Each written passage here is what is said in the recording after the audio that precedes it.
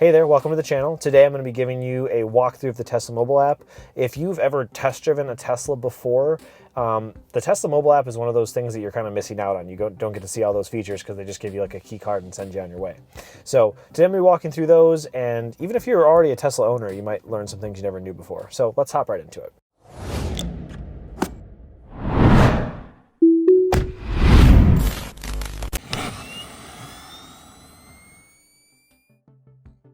So first things first, here on the home screen of the app, you can see, of course, the car's name in the top left, the battery percentage.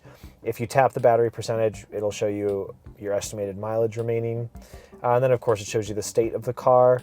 And then the picture of the car in the top middle of the screen here is really cool because it'll actually show you like the state of the car. So if there's any doors open or even windows open, the trunk, the front, that sort of thing, it will actually show you that visually on the app. So you know immediately what's going on with the car as soon as you open the app. Just below the car, you can see the 5 quick controls.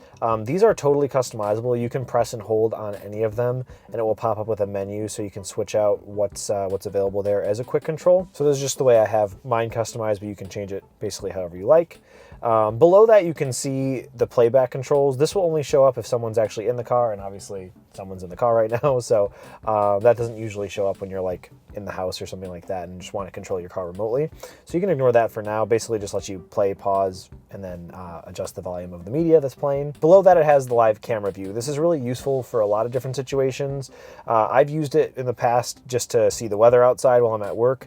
Yes, I know there's a weather app on the phone, but it's not up to the minute like a live camera would be. I've also just used it for things like checking to make sure I actually close the garage door and things like that. So pretty cool feature. When you're in the live camera, it'll also let you press and hold the microphone button, and you can actually talk to people who are near your car. So if someone's messing with your car and you just happen to be looking at the live camera at the time, you can tell them to get away or whatever. So below live camera, you have controls. So this gives you a page to control the locks, opening and closing the trunk or the frunk.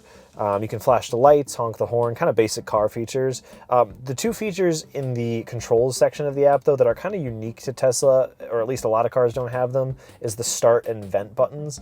You might be thinking, well, all car apps have like a start button, but this start button doesn't do what all those other car apps do.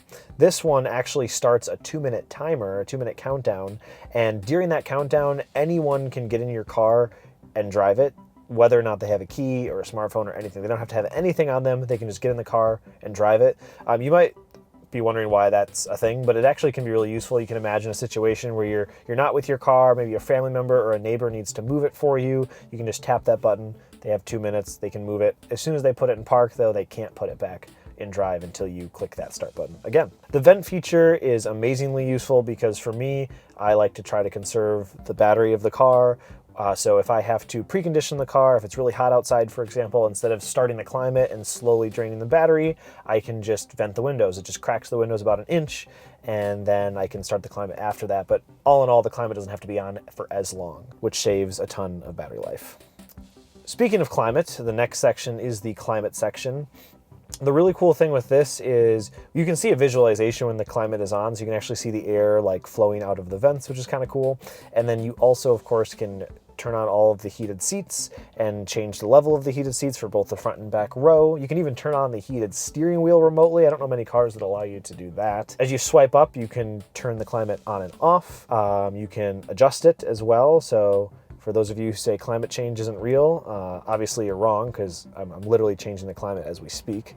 And then the vent feature is there as well because that's considered a climate feature because it cools down the car in the summer. The defrost feature basically just changes the car to max defrost. So not only does your windshield and rear windows heat up, but also the windshield wipers have heaters built into them, which is kind of cool. That way you don't have to like lift your windshield wipers up when it's freezing cold outside. So this is a great way to just really quickly warm the car up if you're getting out of work and you just want to be able to get in the car, be warm, and have everything ready to go for you. So camp mode's a really cool feature. This one obviously just allows you to camp in the car. I've been really kind of eyeing some of those different Tesla beds you can buy for the back of the car. So yeah, you can just sleep in the car if you have to, or if you're going camping, and you can click that. So it'll just keep the car at a really comfortable temperature all through the night while you're sleeping. Dog mode, of course, many of us probably are familiar with this. If you've seen anything about Teslas, you probably know about dog mode.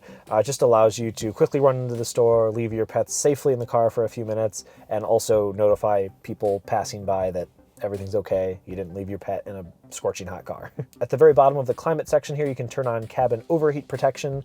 I leave this turned on. I think it's just good to protect all the different surfaces in the car, especially on those really, really, really hot days. So I can set what temperature it activates on, and then I can tell it whether or not to use air conditioning. Moving down on the app, we have location is the next control section. And so location, first and foremost, actually this has gotten quite a few updates over the past couple of months. First and foremost, of course, it just tells you where your car is and where you are in relation to your car. But also now you can see nearby superchargers. You can click on one and see wait times. If there is a wait time, which there usually isn't, you can see the price of the supercharger and all this other really useful information if there's any food or things nearby. Additionally, though, now you can type a destination into navigation. So we'll just choose the Tesla headquarters here.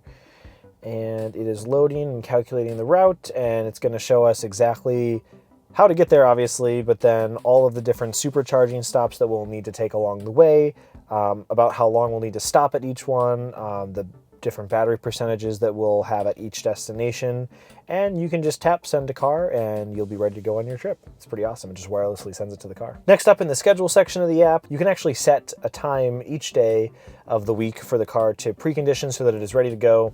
You get in the car, it's already preconditioned. You don't even have to take out your phone to precondition it. I know it is like the ultimate first world problem, having to take out your phone and precondition your car. But you can say you can have it do every day of the week or just weekdays, and as soon as you're ready to go to work at the normal time that you always go to work, it is ready to go for you. And the battery is preconditioned for optimal performance and efficiency, and the cabin is your desired temperature. You can also set off-peak charge time. So in a lot of different areas, your electricity bill changes based on the time of day, specifically times of day when people typically use more electronics and have their air conditioners running. The prices of electricity tends to go up, and so this allows you to charge at those times when the price of electricity is lower. So you can get the same amount of mileage on your car, but for less money potentially. If we go over here to the charge tab, you can just very simply choose what time of day the car starts charging at if you don't want it to always charge immediately when you first plug in. Moving right along to security and drivers, this section of the app just has a bunch of toggles that relate to mostly security stuff. So you can toggle on and off Sentry mode, which we don't want to do right now. You can turn passive authentication on and off. That basically just means that with that off, you can't unlock the car by just approaching and passively unlocking it with your phone. You'd actually have to take your phone out and unlock, or use one of the Tesla key cards. I don't know why anyone would want to do that. You can also turn on and off valet mode, which just limits some features of the car, and then also limits acceleration and top speed. So if a valet is using the car, they can't go crazy with it. And then speed limit mode is exactly what it sounds like. You can just limit the very top speed of the car, and that's all that it limits. That's just for if you're lending the car to a friend or something and you don't trust them. Lastly, you can add a driver down here, which just basically creates an invitation. You can send it to someone, and if they have a smartphone and the Tesla app, they can have full control of your car as well. The next section of the app is, for me, mostly just for fun, but it does also have very useful information. It's the charge stats section. This will show you how much money, approximately how much you've spent on charging between both supercharging and home charging, then also approximately how much you've saved based on average gas prices in your area.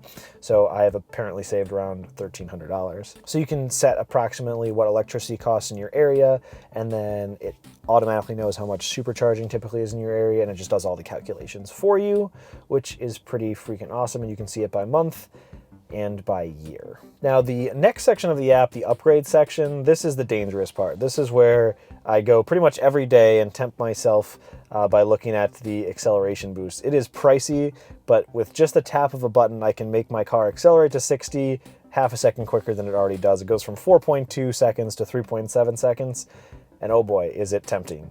But here you can also download other software updates, or upgrades rather, like enhanced autopilot or full self-driving capability, which I pay for monthly. And then down here in accessories, you can get accessories for your car. You can also, I'm pretty sure this is just like the full, yeah, this is like the full Tesla website where you can actually just get merch, like you can buy hats and shirts and all that kind of stuff. Next up, we have service. This is actually one of my favorite parts of the app. If you ever do need to get your Tesla serviced, they make it easier than like any other car manufacturer, in my opinion. You just tap request service, you choose exactly what issue you're having, and once you specify, it just creates you a service appointment. You can choose your location. For a lot of different service appointments, they can just give you a mobile technician. They come right out to where you live. I've even had friends who have Teslas say that they scheduled a service appointment for when they're working, and the service technician just came into their work parking lot, and literally while they're in work, the technician came in, fixed the car, and when my friend got out of work, they were able to get into their car that was repaired or had whatever service done that was needed. So that's pretty awesome. I don't think a lot of other car manufacturers offer that sort of service. Lastly, or at least this last section of the app here, we have Roadside. Now, thankfully, I've never had to use this before, but Roadside's for just like, flat tires. You can see here on the screen, drivability concern or charging concerns, things like that. So if you're driving along and something's going on, you're not quite sure, you don't feel safe driving it, you can submit a roadside request and Tesla can help you out in that way. Then down at the very, very bottom just shows the model of the car, Model 3 dual motor for mine here, shows me the odometer, the VIN number, my current software version. I can even see release notes, which I think is really cool. So this is the release notes. Because I'm on a FSD beta, or full self-driving beta version of the software, I don't actually have all of the newest software features myself, but I also get full self-driving beta, so it's a little bit of a trade-off. So that's pretty fun. And then at the very, very top right of the app, kind of skipped over this in the beginning, but you have the loot box, which just allows you to earn rewards if people, for example, buy a Tesla product using your referral code. The link to my referral code is in the description of this video. If you use my link, we both get credits so that we can both earn things like free supercharging miles or just credits to use towards Tesla merch or even software upgrades. So you don't have to use my code, but if you do order through my link down in the description, I'd greatly appreciate it. And then the final thing on the top right of the screen is just basically account settings. So this is where you'd see your other Teslas. If you had multiple Teslas, you can charge your non-Tesla electric car there. You can apply for Tesla insurance and things like that. But yeah, that is pretty much it, folks. I mean, the Tesla app is honestly one of the reasons why this car is so awesome. It gets updates, feels like every week or two, constantly getting new features, and it has absolutely spoiled me. I don't think I'd ever be able to own any other car, and one of the main reasons is because of the Tesla app. I hope you enjoyed the video. If you love electric car stuff, Tesla stuff, full self-driving videos, we have all that kind of stuff on this channel, so make sure you subscribe to stay updated. And if I missed anything in the app, or if you have any questions, please feel free to leave a comment. You can also interact with me on Twitter as well at currentcommute. But yeah, other than that, thank you guys for watching.